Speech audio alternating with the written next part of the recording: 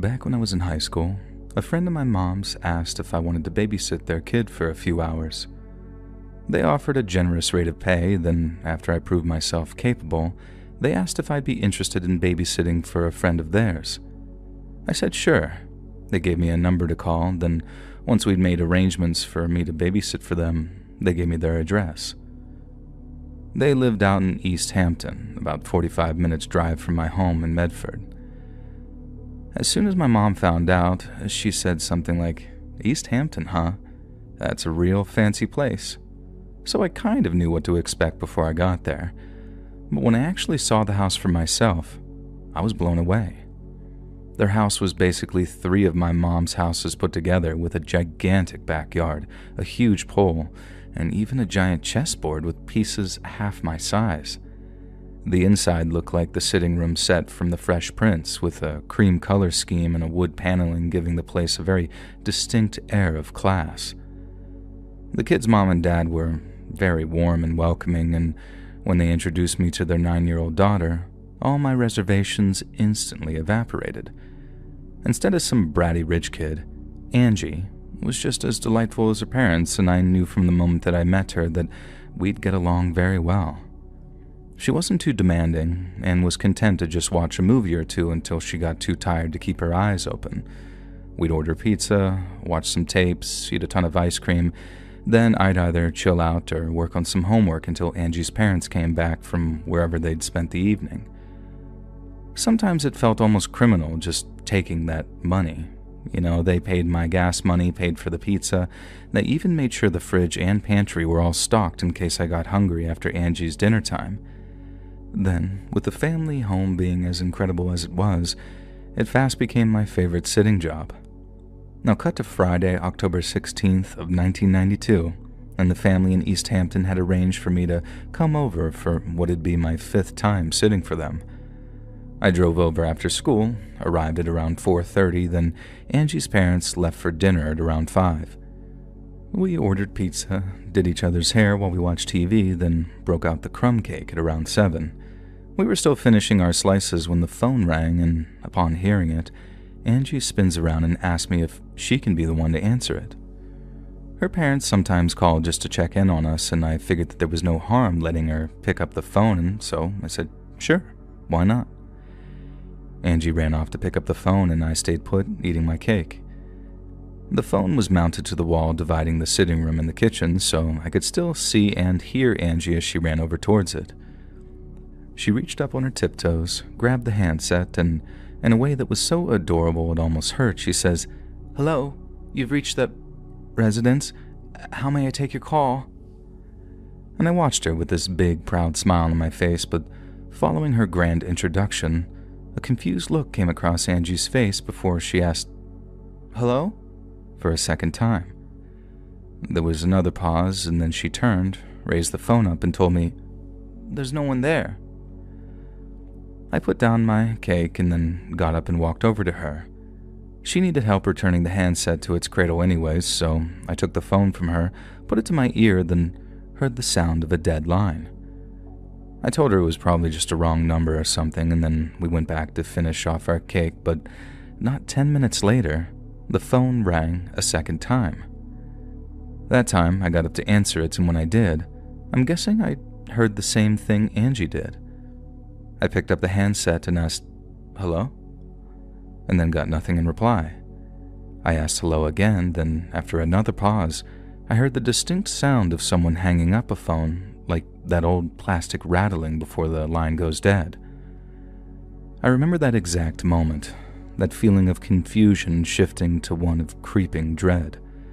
And that made it 2 silent calls in just over 10 minutes, and I'd seen enough cheap thrillers to know that that wasn't a sign that anything good was about to happen. I just didn't think that it had anything to do with the family I was babysitting for. I thought that it was all about me. And yes, I phrased that in a deliberately egotistical fashion, but only to reflect on how stupid and self-centered I felt afterwards, because due to the very severe limitations of my 17-year-old mind, I became transfixed on the idea that it was a guy from high school that had been bugging me around that time. He'd slid notes into my locker at school, asked my friends to pass on please to call him, or, my least favorite, wait for me outside the girls' bathroom before basically cornering me on the way out.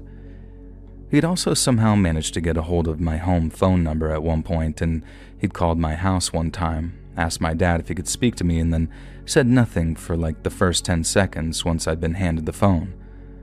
But the worst thing was, my mom and dad thought that it was cute. It didn't seem to bother them much that his attention was completely unsolicited. Their solution was, ask him to leave you alone. And then when I told them that I'd already tried that, it was, well, ask him again. And that's why when I realized that there were silent calls, my first suspicion was that my unwanted Romeo had somehow gotten a hold of the family's home phone number. And I was too busy trying to figure out how that could happen to consider any other more frightening possibilities. Angie asked who was calling, so I lied for a second time and told her that it must have been a wrong number. She might have been one of the sweetest girls I'd ever babysat, but Angie was not gullible, and was vocally confused as to why someone would call the wrong number twice. I made an on-the-spot joke about them having pudgy fingers or something, which served as just enough of a distraction to get Angie's thoughts off of the silent calls.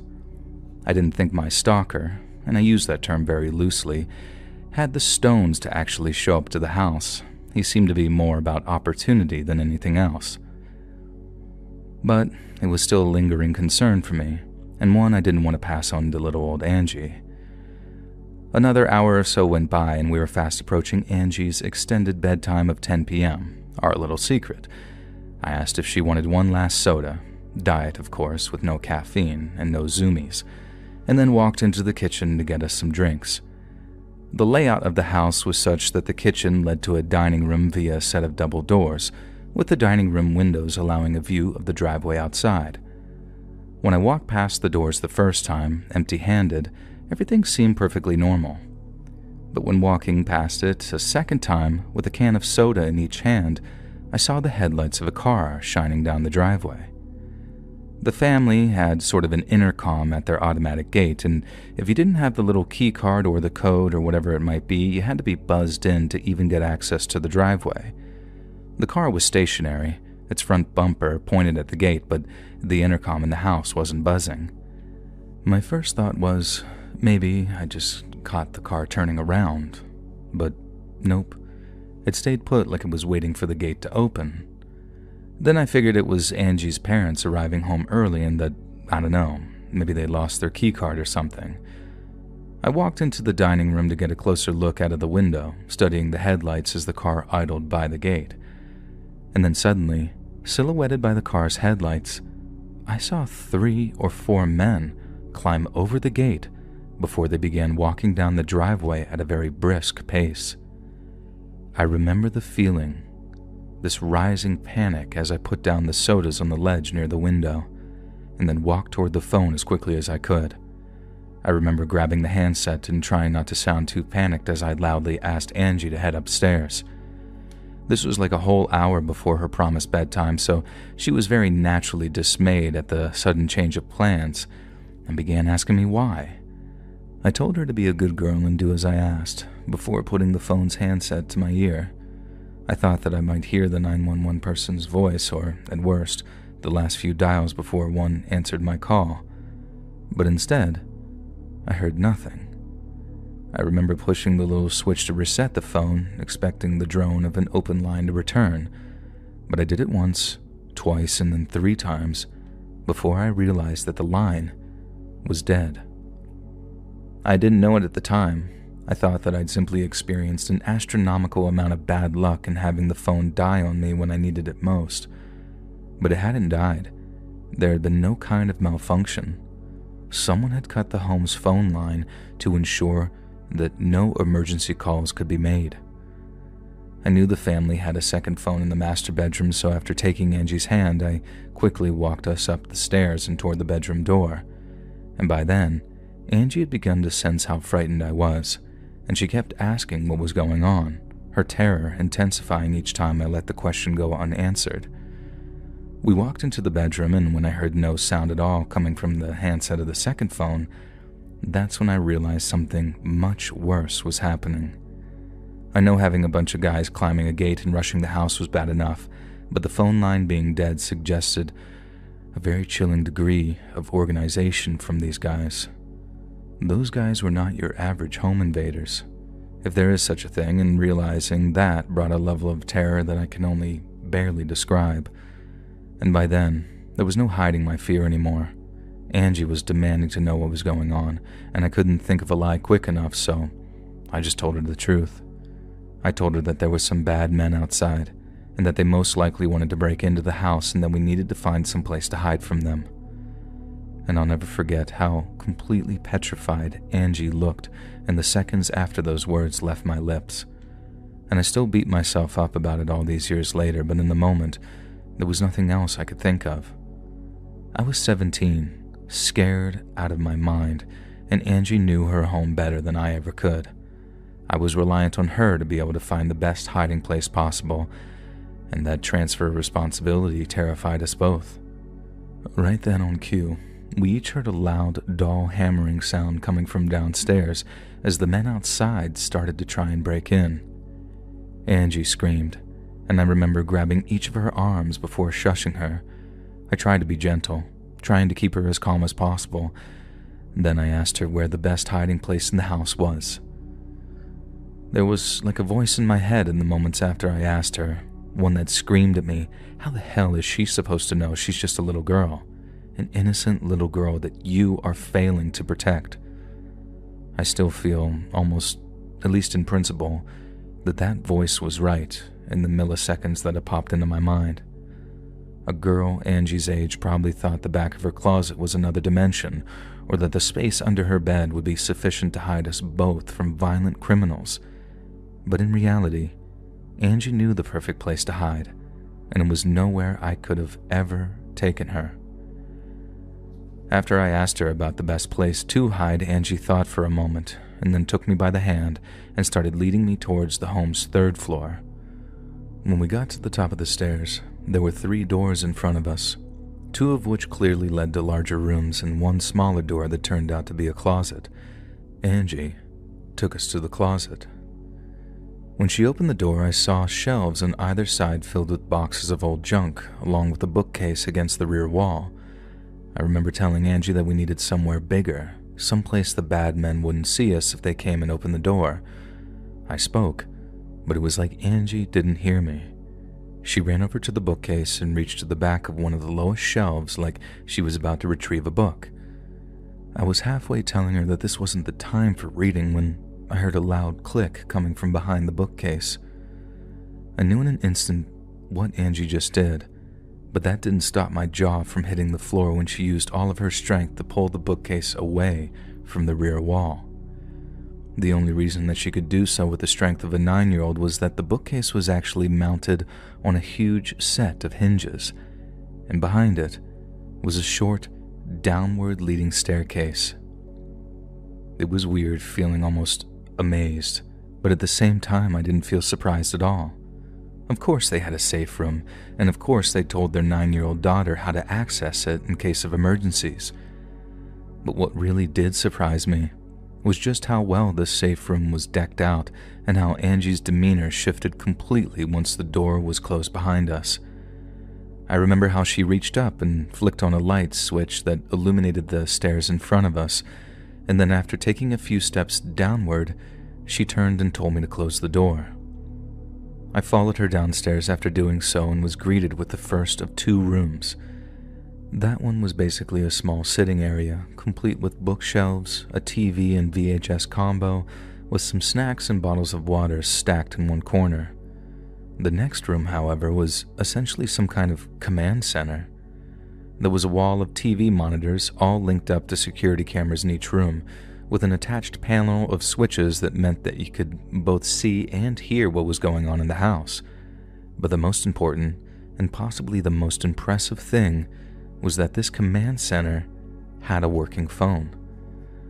I don't know if it was hooked up to a satellite or a hidden alternate phone line, but when I picked it up and heard a working dial tone, I almost burst into tears from the sheer relief that I felt. And I called the cops. I told them everything, but it didn't make Angie feel any safer. She felt safe the second the door closed behind us, and after announcing that the bad men couldn't find us in there, she went about deciding what VHS tape that she wanted to watch until the bad men had gone away. It got to the point where I couldn't decide if she was the bravest little girl I'd ever met, or this was something that had happened before. Once I was done talking to the authorities and then telling Angie that the cops were on their way, I asked if this was something that had happened prior, and she said no, but that her mom and dad had shown her what to do in case any bad men came to the house. She then put on a VHS tape and sort of settled herself down on the couch opposite the TV and asked me, "Do I still gotta go to bed at 10 p.m.? And the question alone almost knocked me off my feet. But once I'd regained what little composure I had, I told her no, that she didn't have to go to bed at 10, and that she was probably about to have her latest night ever. It was incredible, really, seeing a little girl acting calmer and more collected than myself in the middle of a crisis. But like Angie said, she knew the drill, and I guess that knowledge dispelled any fear of the chaos unfolding downstairs. But not only was it chaotic, what I heard over the monitors scared the living hell out of me. I remember walking back into the little control room or command center as I referred to it before and taking a moment to study the little switch panel. It wasn't hard to work out how to switch the monitors on, and it wasn't hard to switch audio feeds either, but listening to what those men were saying down there made for some extremely difficult listening. I expected to see them looting the first floor, grabbing all the various electronics before running back down the driveway to load up their vehicle. But that's not what I saw when I switched on those monitors. They weren't looking for expensive goods to steal. They were looking for what I can only assume to be Angie.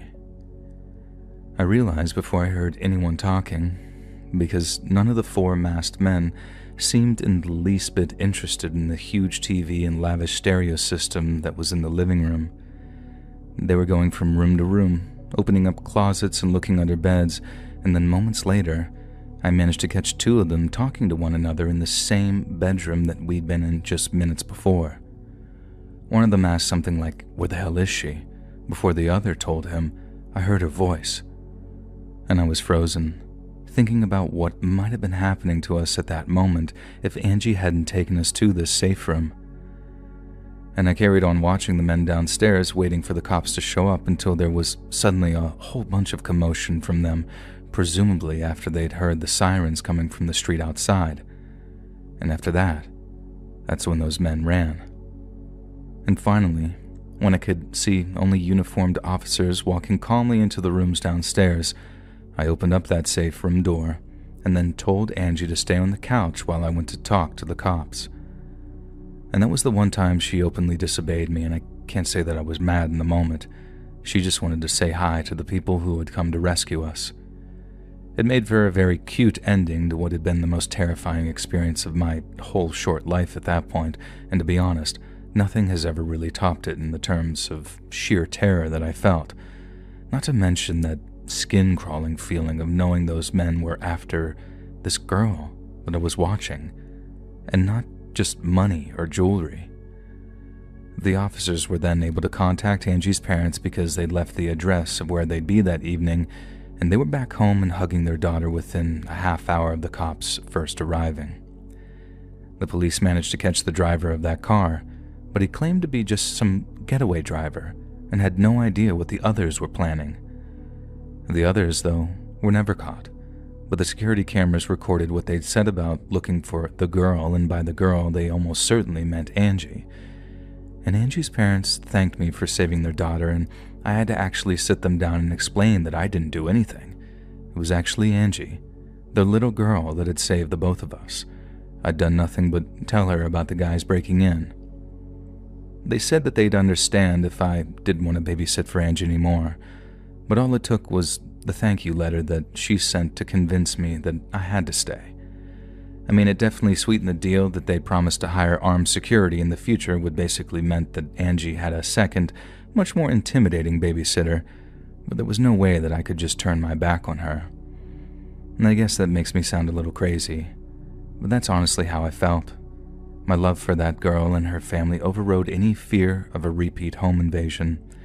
And besides, if it did happen again, I knew exactly what to do to keep her safe from the maniacs who wanted to kidnap her.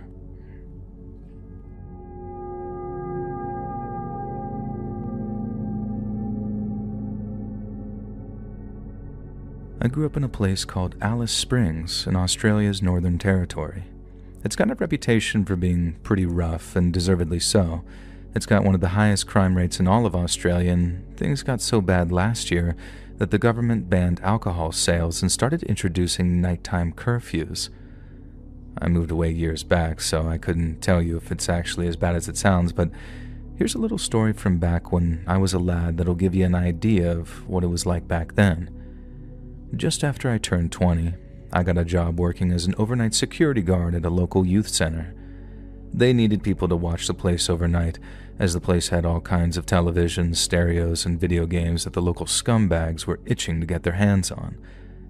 I did 5 nights a week, usually with a veteran named Simon, and some nights he'd order some dimmies from the Chinese place around the corner, then send me over to pick them up. I'd grab them, then sometimes a few bottles from the bottle shop next door. Nothing too strong, but perks of working overnight, you know? Anyway, one night he sends me around to grab the dimmies, and it's a proper stinker of a night, so I'm dying for a bottle of Coke or something, so I nipped into the bottle shop at around 10, like I normally would. I walked in, and there's no one at the counter, but it's as quiet as a mouse in church as well, so I don't see or hear anything amiss. But then as I walk down one of the shop's aisles and then come out the bottom near the fridges, I suddenly see someone who'd been previously hidden from view. I remember him having long copper red hair, but worn in like a bun on the top of his head. He was shirtless and had khaki shorts and slides on too, but his chest and stomach were covered in the milk that he was swigging like he was dying of thirst. He's got this massive carton of it in one hand, and he's just chugging it all nonstop, but then in his other hand, he held a hammer, and that hand was glistening with someone's blood. It sounds a bit daft to say it, but it was such an unexpected sight that I couldn't help but blurt out, "F me," as I turned back around to walk out of the shop. But the next thing I heard was, "What you saying? You effing dog?" It was right near the door when I turned my head to look behind me, and all I saw was the shirtless bloke with the hammer coming at me with his chest and beard still soaked with milk. The door was one of those heavy ones that you gotta pull on the way out, but that meant that I couldn't just fluidly slip out of the door, you know? I had to stop and pull it back on myself as the bloke was coming at me, and I realized in a split second that if I tried to slip around it, he'd have a perfect shot on me with that hammer. And so instead of doing that, I pushed myself back away from the door as quick as I could to throw him off. Thankfully that worked, and he sent that hammer smashing through the glass panel of the door with this really loud crash, but it also left me with no obvious route of escape. I did the only thing I could think of at the time, which was to launch myself over the shop's counter. And thank F that they didn't have all the plexiglass shields like they do now, or I'd have been royally screwed. But I managed to make it over to the other side just in time to hear this great bloody smash behind me. I'm guessing the bloke threw the hammer at me once I'd made it over the counter, and that smashed some of the bottles of grog behind me. Not that I stopped to look and make sure, I just kept on running into the back of the shop and hoping that I could find a way out. Whoever was in the shop when the hammer bloke walked in must have just scarpered out the back doors, because they were still wide open as I came running through and out into the back alley. And as I ran out, I saw this little Indian bloke on the phone with the cops, but he saw me and thought that I was the bloke because the second he saw me, he raises this massive kitchen knife into the air, which has me screaming, "Hold your bloody horses, mate, I'm on your side." And luckily for me, he very quickly realized I wasn't the hammerman and starts apologizing for almost shanking me. But I'm still like, no time for chat, Cobber, he's still chasing me.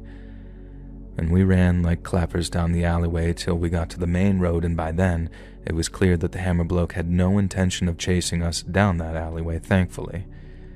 It turns out, Hammerman had walked into the shop, shirtless when he got there, and went straight for the milk fridge to help himself. The shopkeeper said another customer had said something to him about not just helping himself, and then whack. The Hammerman had bloody well smashed him one right in that face. And the shopkeep then started shouting about calling the police, but the Hammerman didn't take that too kindly and charged that guy, causing him to run out the back, which is where I found him. The little Indian guy was asking if the Hammerman had hit me at all, and I was telling him, no, I'm all right, when we saw the cops coming down the road quite fast. And the Indian bloke and I then walked around the corner to watch the street theater unfold, and we turned onto the street in question just as the cops are approaching the shop, one with a gun out and the other with a stun gun. We obviously stayed back, and the shop runner guy says something like, "Oh God, he's going to smash my shop," because we could hear the Hammerman inside going bloody mental. But when we actually got a good look inside, through the glass windows, we saw that the situation inside had taken a dramatic turn for the worse. The Hammerman was standing just inside the doorway, brandishing that hammer, shouting something like, I'll smash him," at the cops as they shouted back, "Put the hammer down now." But at his feet, there was another bloke. Bald head, all bloody, totally unconscious looking, and it's him that the Hammerman is threatening to smash. I'm assuming someone else must have walked into that shop after me, and I just remember saying to that guy, "I'd look away if I were you, mate," and I did the same because someone was about to either get shot or bashed in the head. And the Indian bloke just kept looking through, and right as the shouting got a bit louder behind us, bang, bang, bang, and down went the Hammerman. I felt awful for the bloke, and I still do. He'd come all the way to Australia to open himself a little shop, and then ended up having some mad bastard come in to steal his milk and smash his customers. That'd be bad enough for anyone, but to have the bloke shot and killed in his shop, that's something he'll have to revisit again and again, every time he steps on the spot where it happened.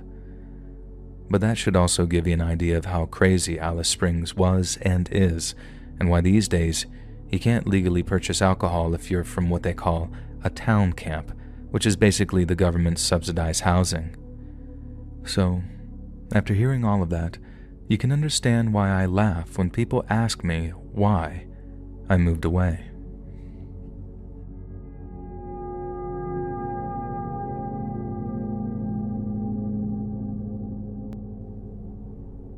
Many years ago, a lifetime ago it really seems, I used to work as a bouncer on doors at pubs and clubs in Newcastle city centre. It had quite a rough upbringing, and the school playground could be a violent place. And so for a lot of young lads like me, who weren't particularly big or strong, you had to learn to fight if you wanted people to leave you alone. And the place to learn to fight was the local boxing gym. I started training twice after school on weekdays, then every Saturday morning for a full 4 hours, and I loved every second of it. I made good friends, learned how to defend myself, and it instilled two very valuable traits in me: discipline and respect, both of which have served me very well over the years. By the time I was 18, I was lined up for a few actual organized fights. But with me still being an amateur, I wasn't making any money off of it, and that's where Graham stepped in. Graham was a mate of the boxing gym's owner, and seeing as he did a lot of boxing in his youth, he'd pop down to the gym every so often to see some of the lads train. But he wasn't just there to watch them train.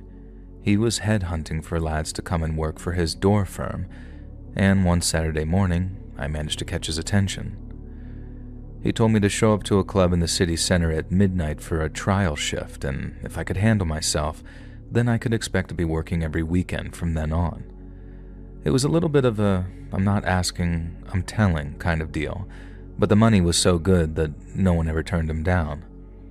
I'm pretty sure no wasn't a word Graham was used to hearing very often, we'll put it that way.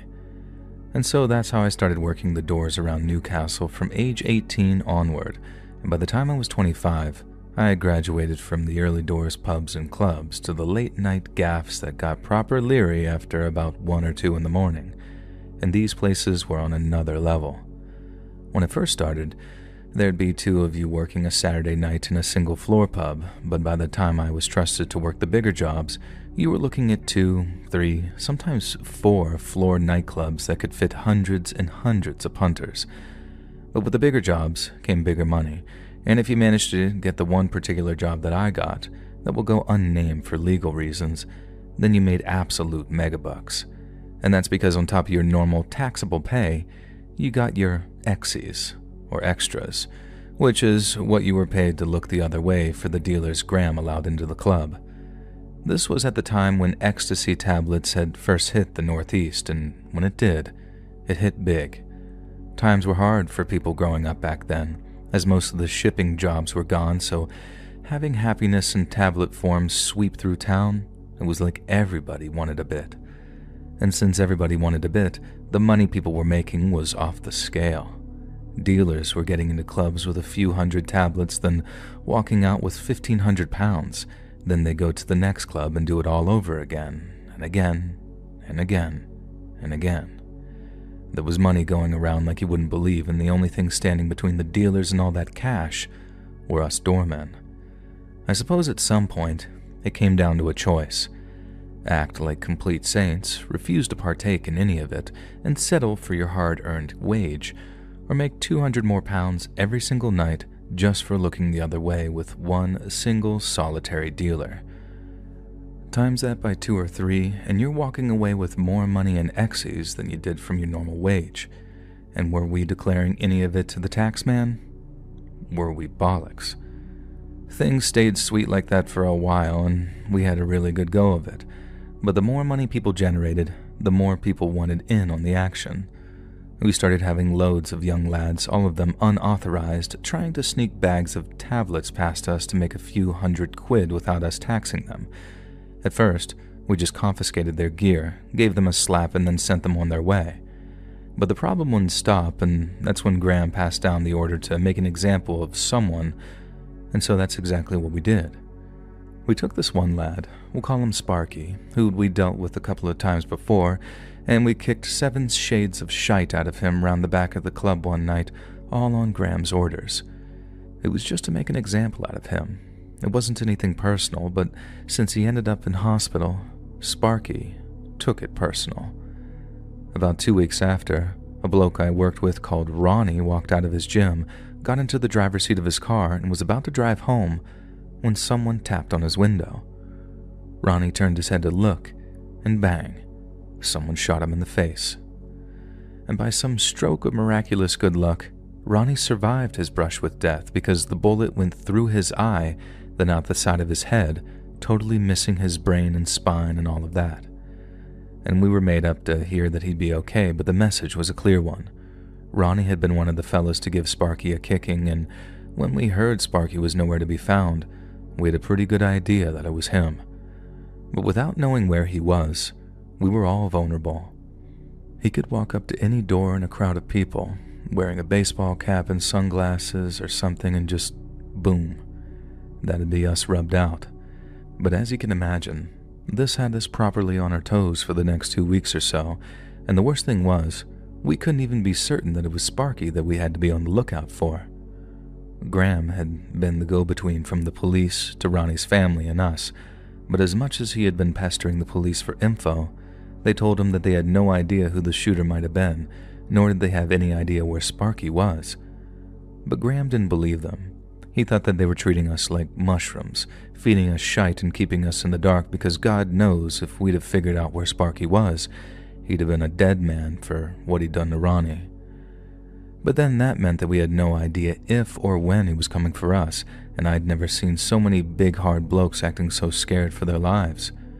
Graham told us all that he was trying to get hold of some bulletproof vests, and that our door would be the first to get them when he did. But till then, we had to just sit tight, hope Sparky showed up somewhere, and keep our heads on a swivel when we were at work. 2 weeks after Ronnie was shot, we were all still proper on edge, but the more time that went by, we started to think maybe Sparky had run off to the Costa del Sol after shooting Ronnie, and most definitely thinking he'd killed him. And if that was the case, then we had nothing to worry about, and we might never see Sparky ever again. but there was still that worry that he was just biding his time, waiting until we'd let our guards down a bit to strike, and that's why we could never properly relax. And so that Saturday night, a fortnight after Ronnie was rushed to hospital, a group of 5 of us were working the doors of the unnamed nightclub, and 3 of us had been involved in Sparky's beating, so we were proper on edge and watching the street for any signs of him and his boys. Suddenly, I hear one of the lads saying, "Why, hey man, who's this here then?" And he's looking down the street at someone, so I walk over to see who he's looking at, and we both see this kid walking down the street towards us. He looks to be about 14 or 15, 5'3" with a little teenage tash above his lip, and he walks right past us and towards the doors of the club. The boss doorman was like, "Where the bloody hell do you think you're going, young man?" And the kid says, "Inside." And the boss asks him, "And how old are you then?" And when he replies, 18, we all burst out laughing. The boss tells the lad, "If you're 18, then I'm Bobby Charlton. Now bugger off before I give you a slap." And this wee lad just walks off in a huff, but we thought that he was brilliant because he'd really lightened the mood. And this was about 11:30, something like that, and we were all saying, "I wish something like that happened every night." But then about an hour later, it did. We get the nod that there's a kid in the club and that he's trying to sell tablets to the punters, and the boss sends 2 door staff down into the club, and who do they drag out but the kid that we'd just given the knockback to not an hour earlier. He's kicking and screaming, and the 2 lads are carrying him out with a hand under each arm, so his little legs are actually flailing around as they're carrying him. And we laughed so hard that I thought it was about to blow a gasket, and off the young lad went for a second time, huffing and puffing, but before he went, the kid shouted back, "I'm gonna back with a gun, and I'm gonna blow all your heads off." And we were just about rolling around on the floor after he said that.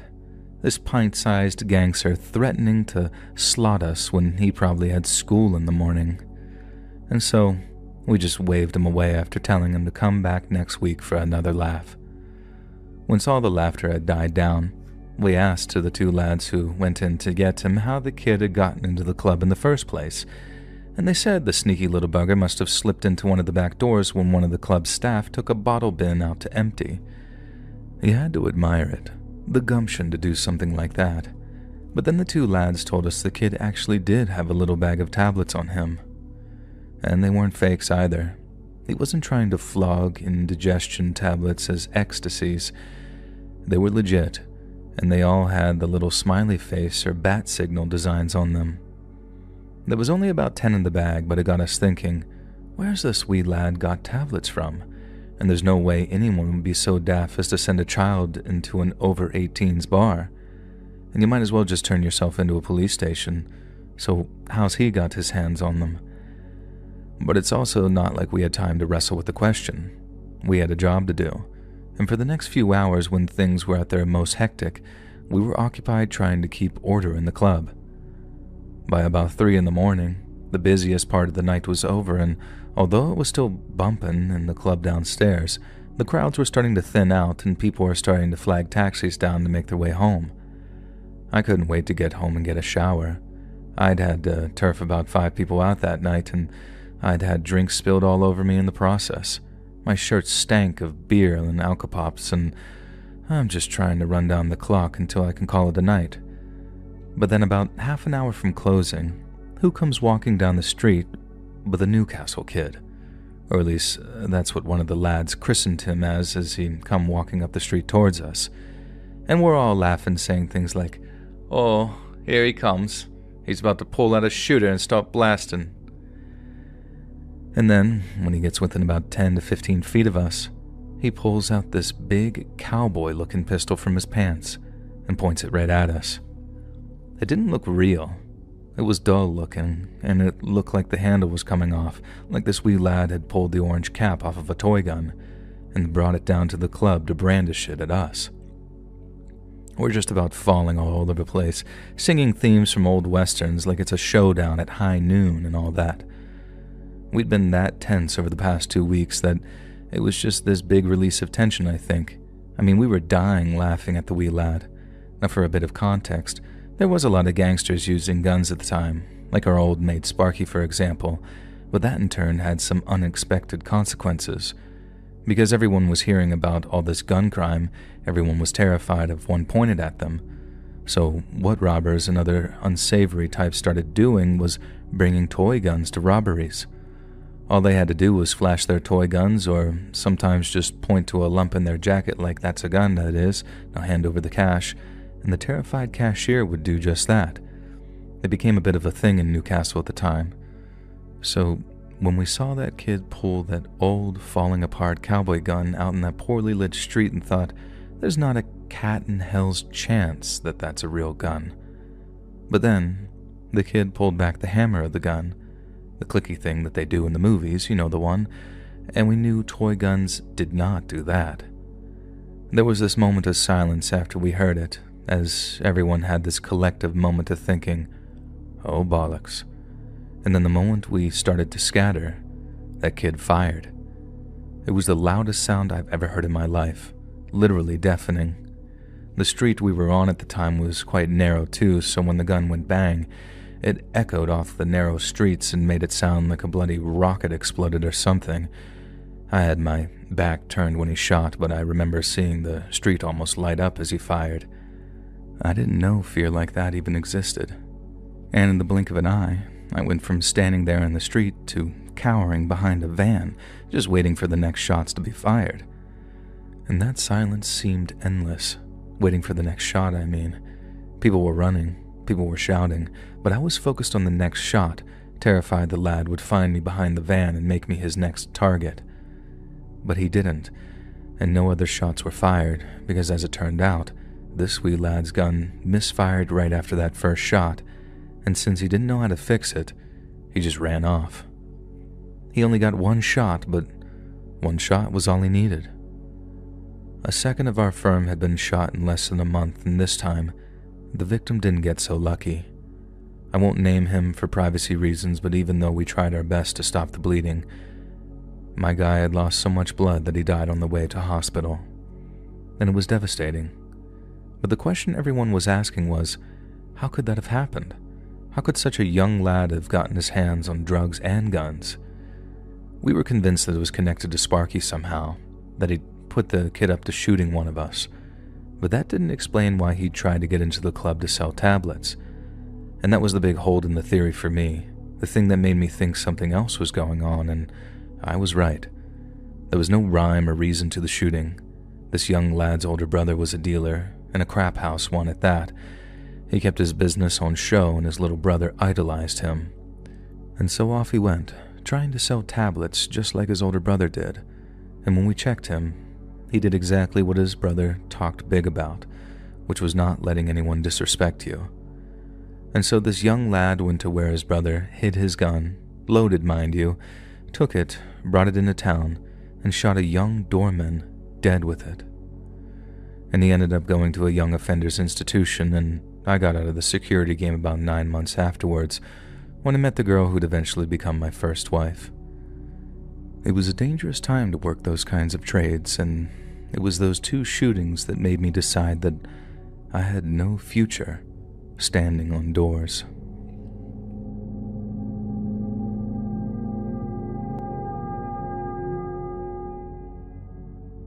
It's been almost 10 years since I was awoken in the middle of the night to the sound of screaming. My wife and I live in typical suburbia. 2-story houses as far as the eye can see, small lawns out front with house numbers in the quadruple digits. It's a quiet place, a peaceful place to live, which is why hearing a scream outside our window woke me and my wife up with a pretty bad startle. Our bedroom window looked out onto the street outside, so we simply got up, opened up the curtains, and looked out to see a car running idle on the street. The front and back passengers' doors were opened, and 2 men were standing outside the car, arguing with 2 more men who were sitting inside it.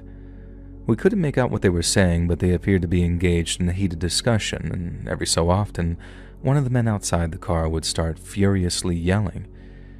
My wife asked if we should call the cops, and I said to hang on. They were certainly being very antisocial, I guess, but I didn't think it would escalate to anything.